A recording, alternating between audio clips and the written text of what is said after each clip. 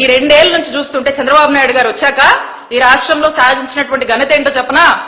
మహిళల మీద దాడులు, మహిళల మీద అఘాయిత్యాలు, మహిళల యొక్క హత్యలు, ఇవన్నీ తట్టుకోలేక ఆ మహిళలు చేసుకుంటున్నటువంటి ఆత్మహత్యలు. ఇదే చంద్రబాబు నాయుడు గారి ప్రభుత్వం వచ్చాక వాళ్ళు సాధించినటువంటి ఘనత. ఈరోజు రాష్ట్రంలో ఎవ్వరికీ భద్రత లేదు, వృద్ధులకు భద్రత లేదు, మహిళలకు లేదు, ఎంప్లాయీస్ కి లేదు, స్టూడెంట్స్ కి లేదు. ఎవరికి ఉంది? ఎవ్వరికి లేదు. ఎందుకు లేదంటే ఈ రాష్ట్రంలో లా అండ్ ఆర్డర్ పనిచేయట్లేదు. అండ్ రీసెంట్ టైమ్స్ లో మీ అందరు కూడా చూశారు, సెంట్రల్ నుంచి కొన్ని రికగ్నిషన్స్ ఇచ్చారు. దాంట్లో ఆంధ్రప్రదేశ్ రాష్ట్రం 36th ప్లేస్ లో ఉంది. 36th ప్లేస్ అంటే ఆంధ్రప్రదేశ్ రాష్ట్రంలో ఉందంటే it's equal to fail. It's a very big disaster. Law and order విషయంలో ఆంధ్రప్రదేశ్ ఉన్నటువంటి స్టేజ్ ఇప్పుడు. ఇది ఎందుకంటే వీళ్ళకు మొదటి నుంచి కూడా వీళ్ళ ఫిలాసఫీ, వీళ్ళ ఐడియాలజీ, వీళ్ళ ఎజెండా రెడ్ బుక్. దానివల్ల మొత్తం పోలీస్ వ్యవస్థకు కూడా వీళ్ళు ఇచ్చినటువంటి ఇన్స్ట్రక్షన్స్ ఈ రెడ్ బుక్ అమలు దీని మీదనే ఇచ్చారు. లా అండ్ ఆర్డర్ కాపాడమని గాని, మహిళల్ని రక్షించమని గాని, సామాన్యుడు ఒక పోలీస్ స్టేషన్ కు వచ్చి ఒక కంప్లైంట్ ఇస్తే అతనికి న్యాయం చేయమని గాని ఇవేం కాదు. దీని ఎజెండాయే వేరు. వైఎస్ఆర్ కాంగ్రెస్ పార్టీ వాళ్ళని టార్గెట్ చేయడము, సామాన్యుడికి రక్షణ లేకపోవడం, ఇది దీని ఎజెండా. ఈ ఎజెండాలో భాగంగా ఈ రెడ్ బుక్ అమలు చేసే దాంట్లో పోలీస్ యంత్రాంగం పూర్తిగా కూడా బిజీగా ఉంది.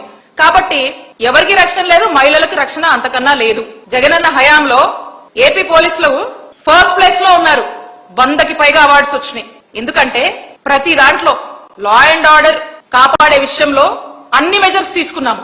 మహిళల సేఫ్టీ అండ్ సెక్యూరిటీ విషయంలో అన్ని మెజర్స్ తీసుకున్నాం. తీసుకోవడమే కాకుండా మంచి ఇనిషియేటివ్స్ ని జగన్మోహన్ రెడ్డి గారు ఇంప్లిమెంట్ చేశారు. మహిళల కోసం ప్రత్యేక పోలీస్ స్టేషన్లు తీసుకొచ్చారు.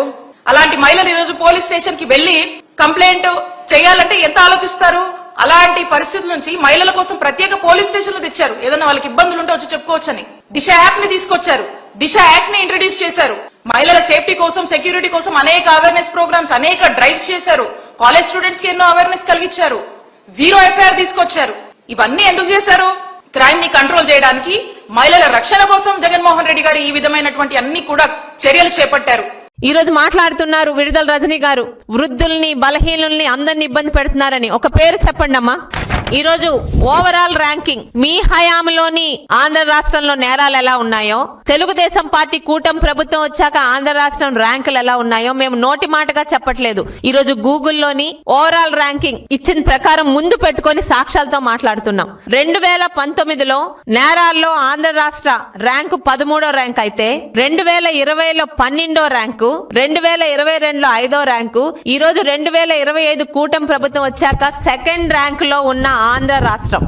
సాక్ష్యాలతో గూగుల్ నుంచి తీసుకొచ్చిన ర్యాంకింగ్లతో ఈరోజు నేను మాట్లాడుతున్నాను. అంతేగాని మాట్లాడమన్నారు కదా అని మీడియా ముందు కూర్చొని 39వ ర్యాంకులో ఉంది ఈరోజు ఆంధ్ర రాష్ట్రం చెప్పితే అది నమ్మరండి. రజనీ గారు చిలక పలుకులు బాగానే మాట్లాడుతున్నారు. మీ హయాంలో జరిగిన హత్యల పేర్లతో సహా చెప్పమంటారా? జై జగన్ అన్నందుకు పట్టబగలు చంద్రయ్యని నడి రోడ్డు మీద పీక కోసి చంపారు. అది మర్చిపోయారు అనుకుంటున్నారా ఆంధ్ర రాష్ట్ర ప్రజలు? నందన్ సుబ్బయ్యని చంపిన మాట మర్చిపోయారు అనుకుంటున్నారా? మాస్క్ ఇమ్మన్నందుకు దళితుడైన డాక్టర్ సుధాకర్ గారు పిచ్చివాడిగా ముద్రేసి అది హత్య, ఆత్మహత్య తెలియకుండా ఆయన చనిపోయేలా చేసిన సంగతి మర్చిపోయారు అనుకుంటున్నారా? మా అక్కని ఎందుకు నిందిస్తున్నారు, ఎందుకు ఏడిపిస్తున్నారు అన్నందుకు ఒక 10 సంవత్సరాల పసి బాలుడు అమర్నాథ్ గౌడ్ని కాల్చి చంపిన వాళ్ళు ఎవరో, ఏ పార్టీ వారో తెలియదు అనుకుంటున్నారా?